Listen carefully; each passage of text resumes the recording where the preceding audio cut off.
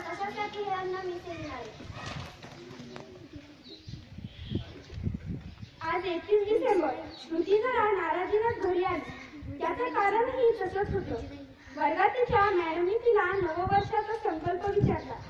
इतरांपेक्षा वेगळा संकल्प सांगता न आल्यामुळे ती नाराज झाली. तशीच ती घरी आली आणि ताबडतोब आईबरोबर मावशीकडे गेली.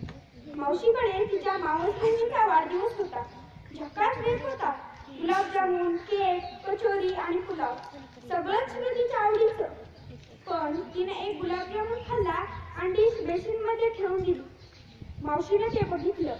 श्रुती उपाशी राहील म्हणून तिच्या आईच्या कानावर घातलं. घरी आल्यावर आई श्रुतीला खूप रागवली.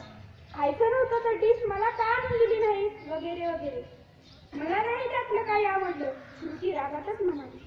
एवढं बाबाही आले, तेही श्रुतीला रागवले आणि समजावलं सुद्धा. खट्टुमनानं श्रुती खुर्चीत मान खाली घालून बसली होती. दूरदर्शनवर बातम्या सुरू होत्या. श्रुती बाबा बातम्या ऐकत होते. श्रुतीनं सहज वर बघितलं.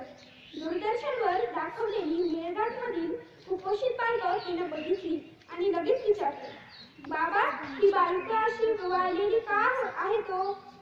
बेटा, त्यांना पुरेसा जेवण मिळत नाही, त्यामुळे प्रोटीन्स, विटॅमिन्स, मिनरल्स त्यांना मिळत नाही, म्हणून ती अशी वाळलेली आहेत, बाबांनी सांगितले.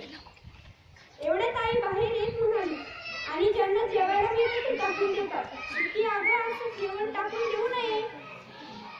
माझ्या ऑफिसमध्ये सुद्धा आज किती अन्न पाण्यात टाकलं आणि त्यात किती लोक जेवू शकतात याचा केटरिंगवाला बोर्ड लावतो, बाबा म्हणाले. श्रुती उत्साहाने उडी मारून आईला म्हणाली, आई, नववर्षाचा संकल्प सुचला. मी यापुढे कधीही पाण्यात अन्न टाकणार नाही.